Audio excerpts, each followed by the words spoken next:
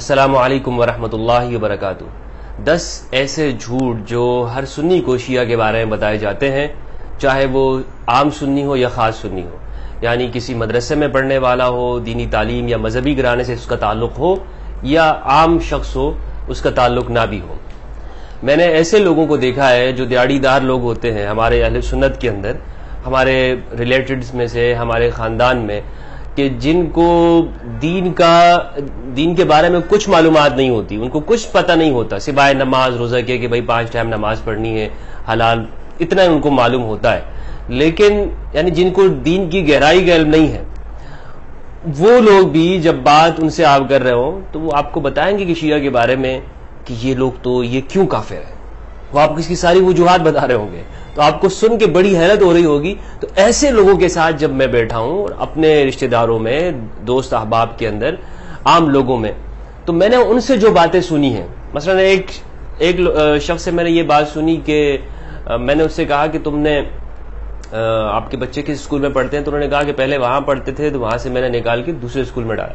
تو میں نے وجہ پوچھی کہ اس اسکول سے کیوں نکالا آپ نے؟ تو اس نے کہا کہ وہاں کا جو پرنسپل تھا نا وہ شیعہ تھا۔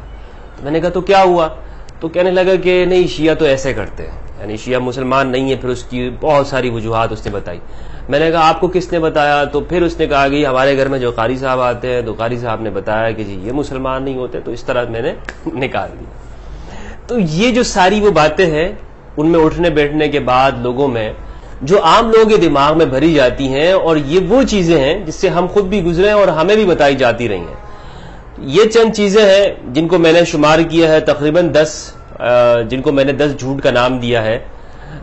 یہ 10 بہانے کے لیں، 10 جھوٹ کے لیں، یہ وہ 10 چیزیں ہیں جو عام سنی کو بتائی جاتی۔ سب سے پہلی تو یہ بات ہے، آپ کسی بھی شیعہ کے بارے میں پوچھیں گے نا سنی سے، تو وہ کہتے ہیں کہ یہ شیعہ لوگ جو ہے نا یہ حضرت علی کو خدا مانتے ہیں، یعنی شیعہ لوگ حضرت علی کو اللہ سبحانہ و تعالیٰ سے، نبی اکرم صلی اللہ علیہ وآلہ وسلم، قرآن مجید، ہر ایک سے بڑھ کر وہ حضرت علی کو مانتے ہیں، گویا کہ حضرت علی کی پوجا کرتے ہیں معاذ اللہ۔ یہ بات بتائی جاتی ہے کہ گویا شیعہ لوگ وہ علی کو ہی سب کچھ مانتے ہیں۔ سب کچھ سے مراد کہ وہ خدا بھی مانتے ہیں، اللہ بھی مانتے ہیں، رب العالمین وغیرہ بھی۔ یہ ایک عام تصور ذہن میں بٹھایا جاتا ہے، اور ان سے پوچھے کہ ایسا کیوں؟ تو وہ کہتے ہیں کہ جی دیکھیں ان کی ہر بات کے اندر یا علی مدد لکھا ہوتا ہے یا علی سے مدد مانگ رہے ہوتے ہیں۔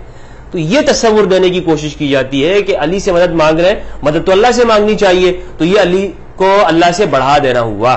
پہلی بات تو یہ ہے، یہ وہ جھوٹ ہے جو بولا جاتا ہے۔ دوسرا جو ہے وہ یہ ہے کہ جیسے عام طور پر ان کے جو عقائد کے حوالے سے کہ جی یہ سنی کو جو ہے نا، وہ کسی بھی سنی کو مارنا یہ ثواب سمجھتے ہیں، اس کو نقصان پہنچانا۔ کوئی بھی شخص سنی ہو تو ان شیعہ کی اور سنی کی آپس میں دوستی اس لیے نہیں ہو سکتی کہ بھائی سنیوں کے بارے میں ان کا یہی خیال ہے کہ ان کو نقصان پہنچاؤ۔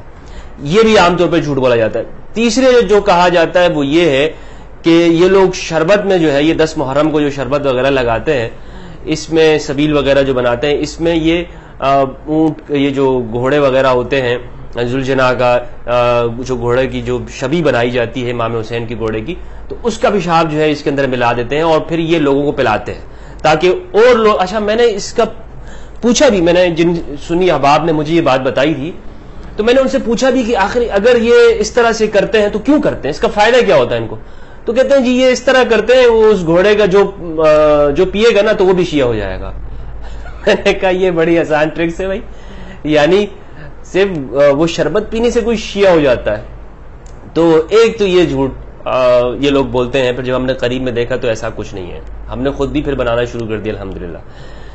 چوتھی جو بات ہے وہ یہ ہے کہ یہ لوگ گھوڑے کی پوجا کرتے ہیں، اور کچھ تصویریں ایسی دکھائی جاتی ہیں کہ جس میں لوگ ذوالجناح کی تعظیم کرتے ہیں اور اس کا وہ فلسفہ ہے ان کے ہاں، لیکن یہ ایک جھوٹ کر کے یہ پیش کیا جاتا ہے کہ جی یہ لوگ گھوڑے کی پوجا کرتے ہیں۔ اسی طرح نمبر 5 یہ بات ہے کہ یہ لوگ صحابہ کو گالیاں دیتے ہیں۔ آپ یقین کیجئے میں ان کے جلوسوں میں گیا، اور ابھی جو ریسنٹلی جو 10 محرم الحرام کو کراچی کے اندر عاشور کا جو پوری دنیا میں بلکہ پورے پاکستان کے اندر بڑا ایک جلوس ہوتا ہے، اس کو آپ کہہ لیں، اس کے اندر میں نے شرکت کی اس عزا کے اندر، اور میں نے اس میں تقریباً ہم 8 بجے سے آپ اندازہ لگا لیں کہ 2 بجے تک جو ٹائم بنتا ہے، 8 9 10 11 12 6 گھنٹے اس میں رہا، 5-6 گھنٹے وہاں پہ رہنے کے باوجود تپتی ہوئی دھوپ میں اور اس تپش اس کے اندر میں نے ان لوگوں کو صرف اور صرف علی کا ذکر کرتے ہوئے ان کو سنا، اور کچھ نہیں کر رہے تھے. کسی کو گالی دینا میں نے دیکھا ہی نہیں ان کو. اور انہیں معلوم کیسے، یعنی کچھ لوگ سمجھتے ہوں گے کہ بھئی میرے سامنے نہیں کر رہے ہوں گے، وہاں پہ انہیں کون روکنے والا ہے؟ اور 1-2 بندے تو ہوتے نہیں، ہزاروں بندے ہیں. تو یہ جو کہنا ہے کہ جی صحابہ کو گالی دیتے ہیں اور یہ گالی عبادت سمجھتے ہیں، یہ بھی ایک قسم کا جھوٹ ہے. ہاں یہ بات الگ ہے کہ کچھ لوگوں کے اوپر، حضرات کے اوپر جیسے ان سے تنقید کرنا یا نہ ماننا، وہ ایک الگ چیز ہے، وہ اختلافی مسائل ہے، اس پہ کوئی قرآن و حدیث نہیں ہے. یعنی کوئی مطلب ایسی چیز نہیں ہے کہ ہم کہیں کہ اختلاف نہیں کیا جا سکتا یا ان کے حوالے سے تنقید نہیں کی جا سکتی. لیکن گالی دینے کا جو لفظ استعمال کیا جاتا ہے ان کے حوالے سے، یہ سراسر جھوٹ ہے جو ہمارے عام سنی لوگوں کے دماغ میں بھری جاتی ہے بات. اور یہ ساری وہ چیزیں ہیں جو نفرت کا سبب ہے. اور میں یہ بات اپنے اہل سنت کی طرف سے اس لیے کر رہا ہوں کہ جو چیزیں ہمارے ساتھ گزری وہ بات مجھے کہنے کا حق ہے. یہ تو میں نہیں کر سکتا کہ جی شیعہ کیا کرتے ہیں سنیوں کے بارے میں، یہ کام ان کے لوگوں کا ہے کہ وہ بتائیں کہ بھائی ہمارے بارے میں ان کے کیا جھوٹ بولے جاتے ہیں، اگر بولے جاتے ہیں تو یہ وہ بتائیں. ہاں میں صرف وہ بتاؤں گا کہ جو میں نے سنی ہے چیز. یہ بالکل دیانتداری نہیں ہوگی کہ آپ مجھ سے یہ بھی مطالبہ کریں کہ جی یہ بھی بتاؤں کہ شیعہ ہمارے بارے میں کیا جھوٹ بولتے ہیں. بھائی بولتے ہوں گے اگر کسی نے بولا ہے، لیکن ہمارے ذہنوں میں جو تھا، یہ ہماری سوسائٹی اور معاشرے کے اندر اہل السنہ کے اندر جو کچھ کہا جاتا، تو میں نے آج وہ یہ بیان کر رہا ہوں. اسی طرح یہ کہ شام غریبہ کے اندر یہ لوگ بتی بجھا کے، لائٹیں بجھا کے، مرد عورت سب مل کر جو ہے وہ سب کچھ ایسا کچھ کام، بے حیائی کے کام کرتے ہیں. یہ بھی ایک جھوٹ اور من گڑت قسم کی باتیں کی جاتی ہیں، کیونکہ آج کل تو سب کچھ جو ہے وہ لائیو چل رہا ہوتا ہے. ہم نے خود لائیو دیکھا، ٹی وی کے اوپر ہر ایک بندہ دیکھ رہا ہوتا ہے، وہاں پر فوج، رینجرز اور پولیس کی ساری گاڑیاں کھڑی ہوتی ہیں، ان کی جو بھی امام بارگاہ ہوتا ہے وہاں شام غریبہ ہو رہی ہوتی ہے. تو یہ جھوٹ ایک سراسر جو ہے اس بارے میں پھیلایا گیا شام غریبہ کے حوالے سے. اسی طرح نمبر 7 ان کو، یعنی یہ بہت بڑا جھوٹ، بہت بڑا. میں نے بڑے بڑے علماء جن کو کہا جاتا ہے، میں نے ان کو سنا، ان کی سپیچز، وہ چیلنج کر کے کہتے ہیں کہ جی ان کو ان کے باپ کا نام معلوم نہیں ہے. یعنی ان کے ذاکرین کے بارے میں مجھے خود بتایا گیا کہ ذاکر جو شام غریبہ کے اندر جو معاذ اللہ جو کام جو کیا جاتا ہے، اس کے بعد جو بچہ پیدا ہوتا ہے وہ ذاکر بنتا ہے.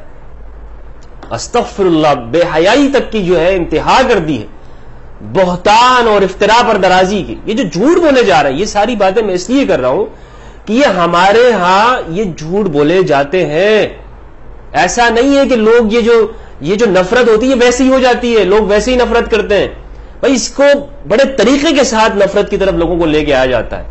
اور آج ہمیں عہد کرنا ہوگا اللہ سبحانہ و تعالیٰ سے کہ ہم کسی کی بات کو سن کر اندھا دھند اس کے اوپر عمل نہیں کریں گے کہ جی ہمیں ہمارے مولوی صاحب نے بتا دیا، قاری صاحب نے بتا دیا، مولوی صاحب نے، اور ہم اس کے اوپر اندھا دھند عمل کریں گے کہ شیعہ ایسے ہیں، یہ کام کرتے ہیں. نہیں، اللہ سے ہم نے وعدہ کرنا ہے، اللہ ہم نے تجھے جواب دینا ہے، پروردگار تجھے جواب دینا ہے.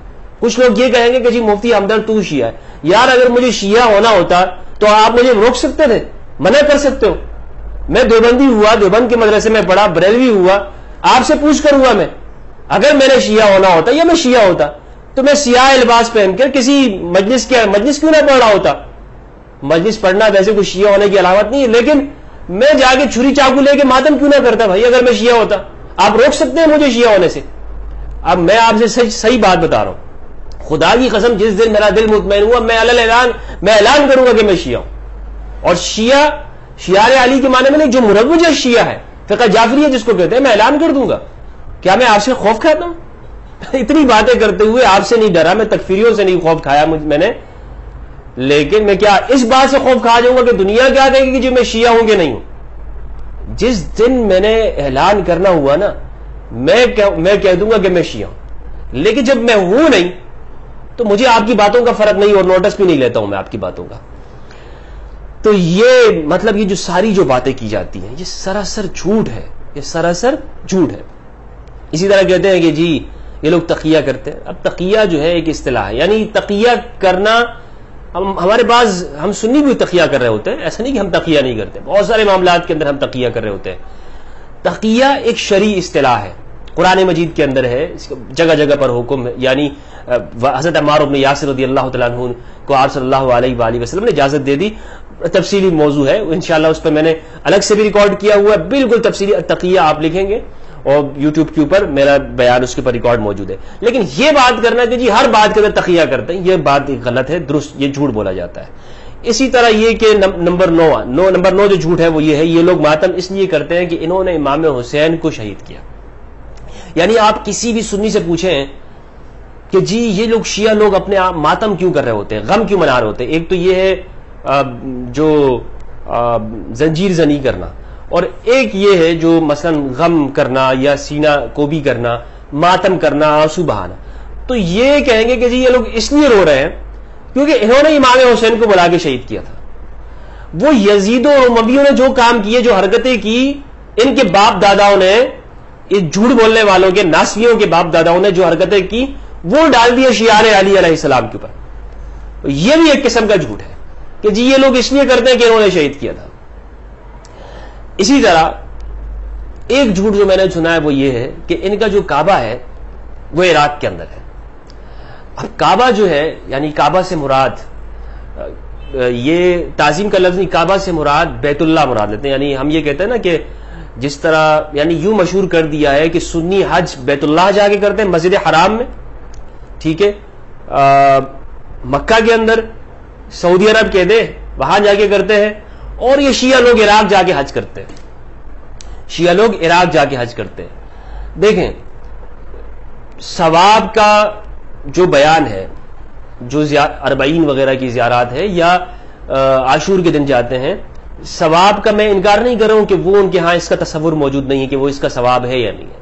یعنی جو حج جو شرعی فریضہ ہے، جو قرآن مجید کے اندر جو بیان ہے، ٹھیک ہے، وَلِلَّهِ عَلَى النَّاسِ حِجُّ الْبَيْتِ مَنِ اسْتَطَاعَ إِلَيْهِ سَبِيلًا، یہ والا جو حج ہے، یہ اس بارے میں کہا جاتا ہے کہ شیعہ لوگ یہ بھی کربلا میں کرتے ہیں. یہ بات درست نہیں ہے، یہ بات درست نہیں ہے. یہ والا حج یعنی جو شرعی فریضہ ہے، جو ہر صاحب استطاعت شخص کے اوپر، جس کے پاس زیادہ راہ کا استطاعت ہو، اس کے اوپر جو فرض ہے، جس طرح نماز روزہ ہے، وہ والا حج کہاں پر ہے؟ مسجد حرام کے اندر، کعبہ کے اندر ہے. یہ کربلا اور عراق کے اندر نہیں ہوتا. ہاں وہاں پہ جانے کو یہ ثواب ضرور سمجھتے ہیں، لیکن یہ حج نہیں ہے. تو بہرحال یہ جو 10 باتیں میں نے آپ کو بتائی، یہ وہ عام چیزیں ہیں جو ہمارے ہاں اس لیے بتائی جاتی ہیں تاکہ شیعہ سنی کے درمیان میں آپس میں نفرت ہو اور دونوں ایک دوسرے سے دوری پیدا کریں. اور اس میں نفرت اور انتہا پسند واعظین نے اہم کردار ادا کیا ہے. جعلی پیروں نے، 2 نمبر وائزوں نے، اور درس نظامی فیل خطیبوں نے یہ کام کیا. جو ہمارے ہاں سب سے بڑا خطیب کون ہوتا ہے سنیوں میں؟ جو درس نظامی کے اندر راسب آتا رہے، فیل ہوتا رہے، وہ بڑا خطیب ہوتا ہے. یہ ہم دیکھتے رہے ہیں، ہم ممتاز معاشرف آتے تھے، لیکن خطابت کے اندر ہم سے وہ بندہ آگے ہوتا تھا کہ جو سب سے راسب ہوتا تھا، فیل ہوتا تھا. تو جو فیل خطیب ہے، انہوں نے اپنے نوٹ چھاپنے کے لیے ہمارے اہل سنت کے اندر یہ کیا کہ شیعہ کے خلاف نفرت انگیز چیزیں پھیلاتی. یہ وہ 10 باتیں. آج میں آپ سے یقین کے ساتھ کہتا ہوں کہ میرے سنی بھائیوں کے ساتھ کہ ہمیں ان چیزوں کے اوپر بھروسہ نہیں کرنا. جو بھی شخص، حتیٰ میں ہی کیوں نہ آپ کے سامنے کوئی بات کر رہا ہوں، جا کے اس کو ویریفائی کیجئے، چیک کیجئے، خود جائیے اور دیکھیے. میں تو کہہ رہا ہوں اپنے سنی برادران سے، میں تو بڑے بڑے علماء سے کہہ رہا ہوں، آپ آئیے عاشور میں میرے ساتھ جائیے، میں لے کے چلتا ہوں آپ کو. شام غریبہ کے بارے میں آپ کے ذہن میں سوالات ہیں، میں آپ کو لے کے چلتا ہوں، وہاں بیٹھیں گے دونوں، انشاءاللہ دیکھیں گے، اور اگر کوئی بات ایسی نظر آئی ہم اس کو اسی طرح سے بیان کر دیں گے.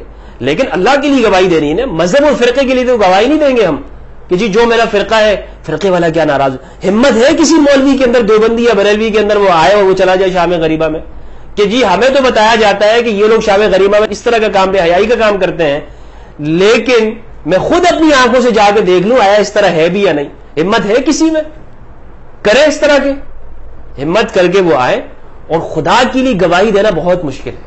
جھوٹ بولنا تو آسان ہوتا ہے، لیکن خدا کے لیے، اللہ اور اس کے رسول کے لیے گواہی دینا کہ انسان اپنی آنکھوں سے جو چیز دیکھے اس کو بیان کرے. میری گزارش ہے کہ ہم صحیح بات بیان کریں، درست بات بیان کریں، ورنہ رسالت مآب صلی اللہ علیہ وآلہ وسلم کا فرمان ہے، کفا بالمرء کذبا ان یحدث بکل ما سمع. رسول اللہ صلی اللہ علیہ وآلہ وسلم نے ارشاد فرمایا، آدمی کے جھوٹا ہونے کے لیے اتنی بات کافی ہے کہ وہ ہر سنی سنائی بات کو آگے پہنچا دے. والسلام علیکم ورحمۃ اللہ وبرکاتہ.